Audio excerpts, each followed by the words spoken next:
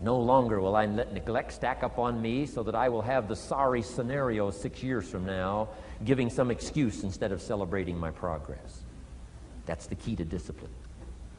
Okay? Let's get kids involved in the least of disciplines. One more, and then one more, and then another one, and then another one, and then some more. And the first thing you know, you're starting to weave the tapestry of a disciplined life into which you can pour more wisdom and more attitude and more strong feeling, more faith and more courage. Now you've got something, a vessel in which to put it. And now the equities start to flow. And the early return, I'm telling you, if you'll start this process, the early return will have you so excited. You'll commit yourself to this strategy for the rest of your life. You'll never go back to the old ways. Join a new crowd. Join a new group. The disciplines to do it. Take action. I recommended the last time I was here the little book, Richest Man in Babylon, and I said I've lectured now to over 3 million people in the last 33 years, and I've recommended this little book to almost all of them, I think. Guess how many have actually gone and got this little book? Answer, very few. My best guess is 10%. Such an easy thing to do. In that last seminar, right, I suggested this little book, number one, is easy to find. Number two, it's easy to buy. The most you can pay for it, $6, $7, $8. You can borrow that from your kids. And number three, it's easy to read. It's in story form. That's why I use it for teenagers, teaching them how to be rich by 40, 35 if you're extra bright, much sooner if you find a unique opportunity. But if it's easy to find and easy to buy, and if it's easy to read, why wouldn't everybody go get it? We don't know. What do you know? You don't know. I don't know. Nobody knows. Here's how profound it is. Some do and some don't. Now here's the numbers. About 10% do. 90% don't or won't. And we don't know the mystery of that. And I'm telling you, 10 years from now, those numbers will still be the same. 10% will, 90% won't. The numbers don't change. Only the faces change. You're looking at one of the faces. I used to belong to the 90% who couldn't be bothered even if it was easy. Guess how many people have a library card? Wisdom of the world available. Transform your life in any value amount you want. By the way, how much is a library card in Texas? Free. Here's what free is. Easy. I mean, it can't be any easier than free. Somebody says, well, would you bring it by? Well, no. At least you got to go get it. No.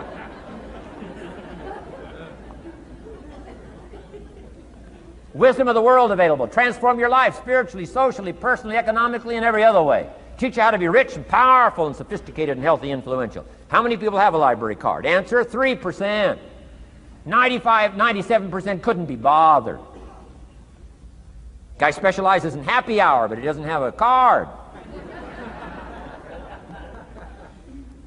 And now readily and quickly blames the government and blames his company and blames policy and blames the pay scale. When if he only knew, if he joined the 3%, here's my advice to you today. Walk away from the 97%. Don't talk like they talk. Don't act like they act. Don't go where they go. Don't specialize in what they specialize in. Throw away the blame list they cling to. Start you a new life. You say, well, is it as simple as getting a library card and join the 3%? And the answer is, of course. Of course. That's how easy this stuff is. This is so easy. It's so simple. It's not complex. You don't need a 2,000-year-old guru. You don't need multi-track affirmations. I'm telling you, don't. Affirmation without discipline is the beginning of delusion. Key. Don't let somebody sweep you into some contrary way to nature itself says, unless you labor. The miracle of the seed and the soil and the seasons and God and all the other stuff that's available, sunshine and rain, that's not available to you by affirmation. It is only available to you by labor. So labor well. Okay. Learn well. Discipline yourself well. And you can have all the treasures you want. This stuff's easy and simple. It's not ocean waves and seagulls. You don't have to move to Sedona where all the force fields come together in Arizona.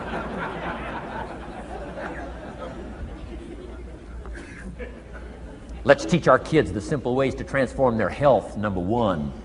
Their economics, number 2. Their ability to communicate, number 3. Their life and treasure and lifestyle, number 4. Spirituality, number 5. And the list goes on and on. Let's not leave out any of the least of disciplines that encourage us to do the next one, to do the next one, to do the next one. First thing you know, this whole scenario for you is spinning up instead of out of control on the negative side. This is all you got to do. It's as simple as this. It's as simple as a start, committing yourself to life change. And once you start down this road, I promise you, you'll join the 10% and the 3%. We're going to talk financial independence in just a little while. Guess how many people can retire from the income of their own personal resources when it comes time to retire? Answer, 5%.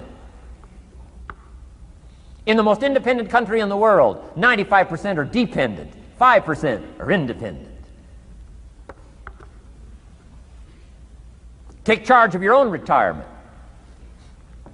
I'm telling you, if you take charge of your own retirement through personal development and all these skills we've taught today, plus what's coming up, financial independence, I'm telling you, take charge of your own retirement, you can multiply it at least by 5, maybe by 10, maybe by 20, maybe by 100. Let the government take care of it, some company take care of it, you got to divide by 5. Take charge of your own life, take charge of your own day, take charge of your own conversation, take charge of your own family, take charge of your own possibilities. And learn these skills, develop this kind of strategy, and I'm telling you, life will open up for you. Join the 3%. Join the 10%. Join the 5%. Walk away from the 95%. In our Leadership Weekend we teach, find out what poor people read and don't read it.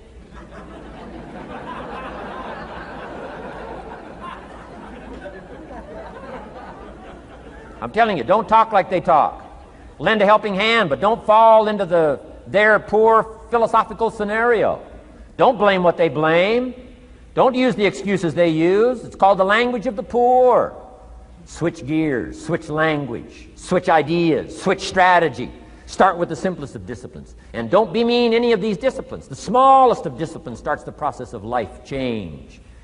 And if you'll invest in this thing called discipline, you can have whatever you wish. It's called the beginning of a miracle. Now here's the last clue on discipline. Do the best you can. We covered earlier, but here's a good scenario for the do the best you can. I've got a good question for you. Is the best you can do all you can do? And the answer is no. Strangely enough.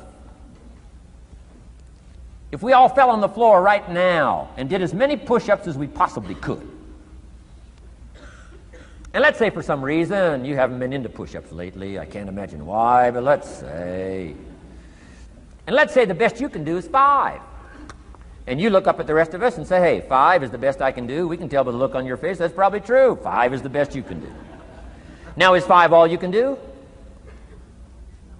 The answer is no. If you rest a little, you can do 5 more. Wow. And if you rest a little, you can do 5 more. And if you rest a little, you can do 15 more. How did we get from 5 to 15? It's a miracle.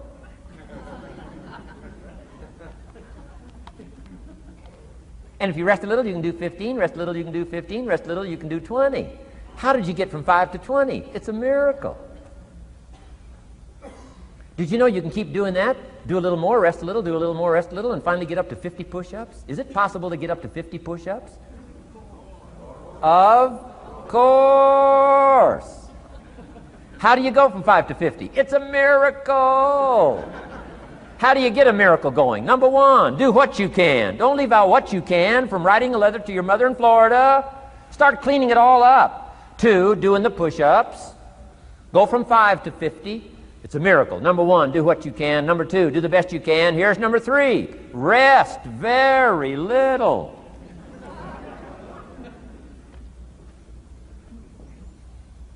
Don't rest too long. Why? The weeds take the garden. Kids have got that figured out. You can't rest too long. Here's the clue. Make rest a necessity, not an objective. The objective of life is not to rest. The objective of life is to act. Think of more disciplines. Think of more ways and means in which to use your own wisdom and your own philosophy, and use your own attitude, your own faith, your own courage, your own commitment, your own desires, your own excitement. Invest it, invest it, invest it, invest it in discipline so that it's not wasted. The smallest of discipline. thereby transform your life. Join the 5%, join the 10%, join the 3%. Guess when I went and got this little book, Richest Man in Babylon? The same day I heard about it. I went and got it.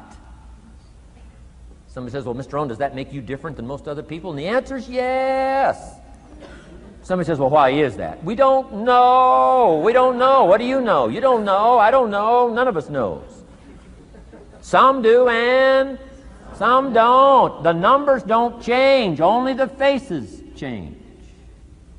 From those who get in on a seminar like this, listen to a dynamic sermon, read a book, listen to some cassettes, take seriously the next conversation of a friend who wants to level with you, and do something about it. And you can walk away from the 97%, not live there anymore. Because if you don't, the next 6 years of your life will be like the last 6. Mr. Shove said to me, Mr. Rohn, 6 years now you've been working. I'm telling you, the next 6 years of your life is going to be like the last 6, unless you take advantage and start making these personal changes. I made the changes, totally revolutionized my life. So take a look at the next 5 years of your life. It's going to be like the last 5, unless you change. And if you will change, everything will change. Join the 5%. 10 years from now, the numbers are going to be the same.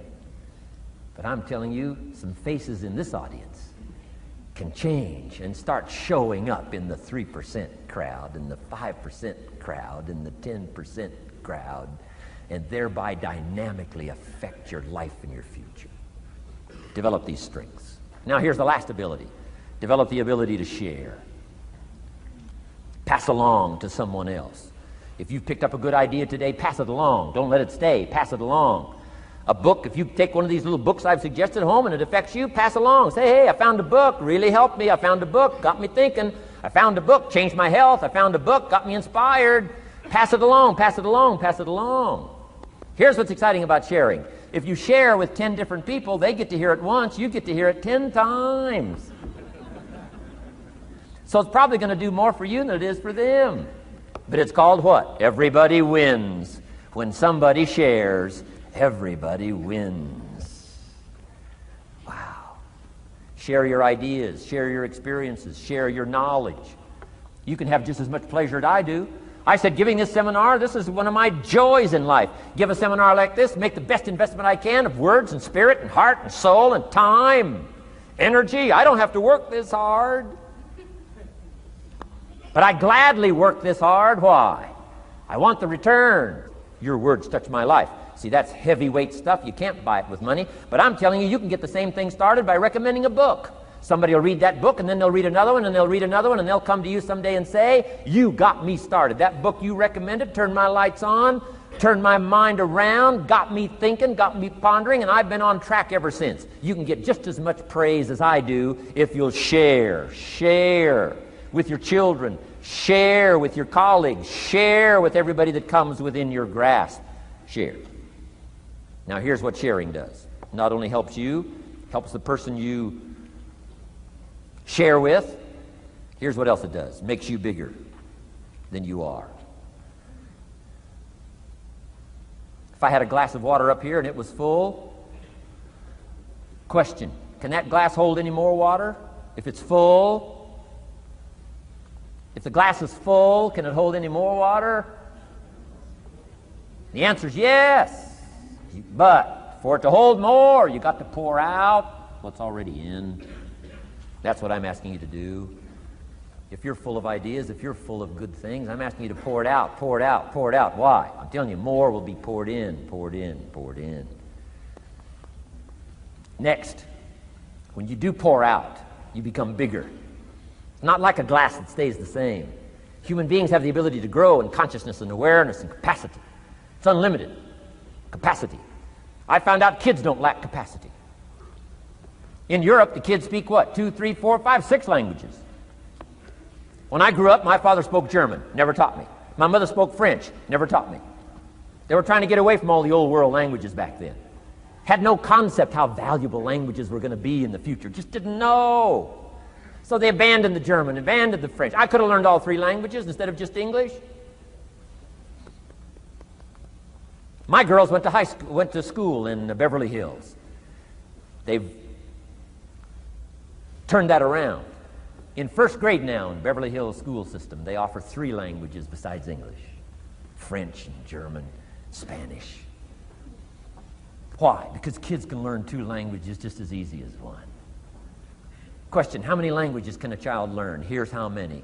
As many as you'll take the time to teach them. They do not lack capacity. They only lack teachers.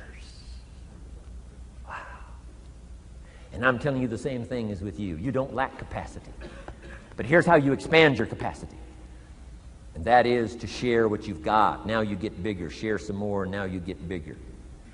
I'm here for a very self-interest reason. If I share with you, my consciousness grows. If I share with you, I get to hear this again. Somebody asked me not long ago, said, Mr. Rohn, how are you doing with all this stuff? You get on everybody's case pretty hard. How are you doing with all this stuff you teach? I said, well, best I can share with you is this. Listen to me very carefully, but don't watch me too close. This stuff's easier to lecture on than it is to do. I understand that. I'm working on it just like you. But hey, pour out what you've got so that your capacity grows. Now, why should you want your capacity to grow? Very self-interest reason. Here it is. To hold more of the next experience.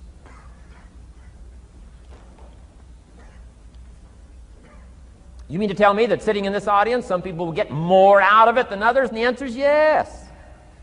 If you haven't been into expanding your own capacity lately, you might not get much from this seminar.